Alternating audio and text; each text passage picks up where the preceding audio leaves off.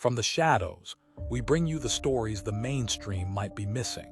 Who was truly running the last year of Joe Biden's presidency? And why did they want more power? We had a council of presidents for the past few years. We didn't have an elected president. We had these unelected hacks who understood that Biden was our final gravy train, that as soon as he went off into the sunset, they were done.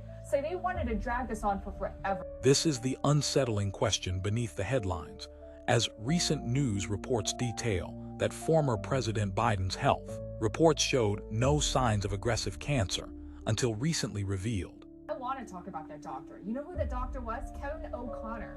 This is a family business associate. He had a financial interest in propping up the Biden regime, and that is a fundamental problem. Prominent former Democratic fundraiser Lindy Lee tells us this is bigger than Biden and more about the deeper truth about who held the reins of power. Since late 2023, whispers from Washington have intensified, suggesting that President Biden's closest circle was effectively running the government, making key decisions, while the president remained largely isolated. This period also saw the surprising adoption of Dark Brandon by the White House and Biden's campaign, a stark shift in public persona that coincided with this alleged isolation. But I'm not sure about Dark Brandon.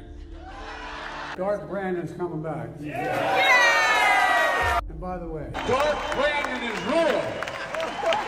Even hidden from cabinet members, was this a calculated rebranding or a public-facing facade for a more constrained reality?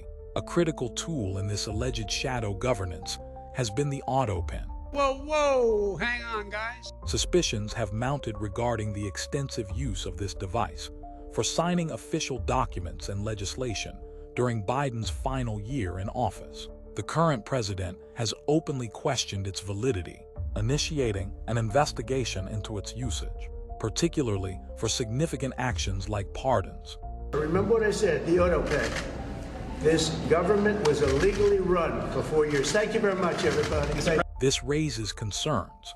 Was the AutoPen being used to bypass direct presidential involvement, allowing others to govern in his stead? CNN's Jake Tapper has recently escalated these concerns, making startling revelations about what he terms a cover-up within the White House regarding the president's condition and the true extent of his involvement in daily governance. Tapper's comments evoke echoes of past scandals, suggesting a deliberate effort to manage public perception at the expense of transparency. If not Biden, then who was running the White House? And I will name the names: Jill Biden, Steve Ricchetti, Mike Donovan, Anita Dunn, Anthony Bernal. These were Jeff Zients. These were the people running our country. We had a council of presidents for the past 4 years. We didn't have an elected president. The implications are profound. If a select few within the president's inner circle were indeed orchestrating major policy decisions and managing the affairs of state, potentially through the widespread use of an AutoPen, it raises critical questions about accountability and the integrity of democratic governance.